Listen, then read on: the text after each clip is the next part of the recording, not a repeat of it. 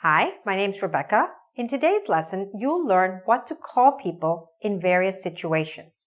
Now, this may seem rather basic, but I've actually heard lots of foreigners and English learners make mistakes in this area. So make sure to watch this lesson so you don't make these basic mistakes, okay? So, how do you know what to call someone? Well, it depends on a lot of different factors. Let's look at what some of them are first. So, is the situation formal or informal? Are you talking to a man or to a woman? Are you speaking to one person or many people? Is it somebody that you know? In other words, do you know their name? Or is it somebody unknown? And is it a regular kind of situation or is it a romantic situation? Now, if it's a romantic situation, that's a whole other lesson. But in general, romantically, you may call someone sweetheart, sweetie, love, honey, and so on. Baby, things like that. Okay? That's romantic. In the rest of the lesson, we'll talk about all of the other options. Okay? So, let's start first here. In the first part here at the top, I've marked what you should do if you're talking to someone that you know. In other words, you know the name, but it could be a formal situation or an informal situation. Let's start with the formal situation. Now, in some cases, we refer to a professional, only a few professionals, not all. We refer to them by their title. What does that mean? For example, you may simply call someone doctor. Doctor, what should I do? All right? You don't have to necessarily use the name. You can just refer to him as doctor. So you're using his or her title. You could also do this for professor. You don't have to use the last name, even though you may know the last name. Let's say the name is Professor Black, but you don't have to say Professor Black. You could just say professor, all right? Or if you're talking to a police officer, all right? And even if you see his badge or his name or something like that, you could still just refer to the person, whether it's a man or a woman, as officer. And that would do. And it's nice to do that. It's polite to do that. It might actually be rather important for you to do that if you're talking to a police officer. Okay? So in some formal situations, you can refer to the person by their title. These are probably the most common. All right? Other than this, we don't usually refer to people as by their title. Okay? Now, if you know the name, but it's a formal situation, so they're not good friends of yours or something like that, then you use Mr. if it's a man with the last name, Mr. Jones. If it's a woman and you know that she's married, you can say Mrs. Smith. If it's a woman and she's not married or you're not sure if she's married or not, then you say Ms. Brown.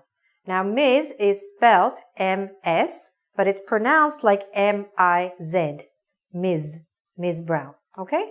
So if you're going up to someone and you say, excuse me, Ms. Brown, okay? Or, excuse me, Mrs. Smith, and so on. Formal situations. If it's an informal situation with a known person, then of course you can use their first name if in the past you have been told that it's okay to use their first name. So if you called Mr. Jones, if you said to Mr. Jones, excuse me, Mr. Jones, and he says, oh, that's okay, you can call me John. Then you can refer to him as John after that. The same with women's names, Mary or Susan. These are for people who are known to you. Okay? Now, here at the bottom, this is what you do when you're talking to people who you don't know. In other words, to strangers, right? So, if you're talking to a man in a formal situation, you would usually say, sir. Okay? Good morning, sir. Excuse me, sir. All right? May I help you, sir? All right? Especially in customer service kind of positions or if you work in a hotel, these are very important titles and to know. If it's an informal situation, all right? So this is not going to be in a customer service or situation. This might be on the street or at a party or something very informal. You'd say, hey, mister, or hey, man, hey, dude, hey, bro, all right? Again, informal to very informal.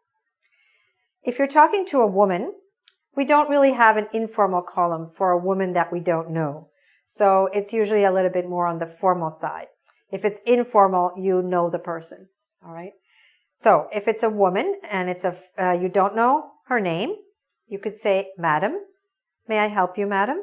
Or, excuse me, ma'am.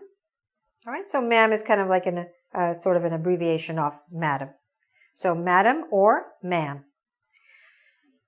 If you're talking to a group of people, and let's say first the group is all men, and if it's a formal situation, you would say gentlemen. Okay, so you're trying to get the attention of some men. You could say, gentlemen, excuse me, gentlemen. If it's a group of women, you could say ladies. Good morning, ladies. Okay, if you're talking and you don't know their name. Okay, once you get to know them, it's a little bit different. If you're addressing a crowd, and there's going to be men and women there, usually we will say, ladies and gentlemen. Good evening, ladies and gentlemen. And we do put ladies first, okay? We don't say, good evening, gentlemen and ladies. That's just not a common expression at all. So make sure you say, good evening, ladies and gentlemen. Welcome to the show. Something like that, all right?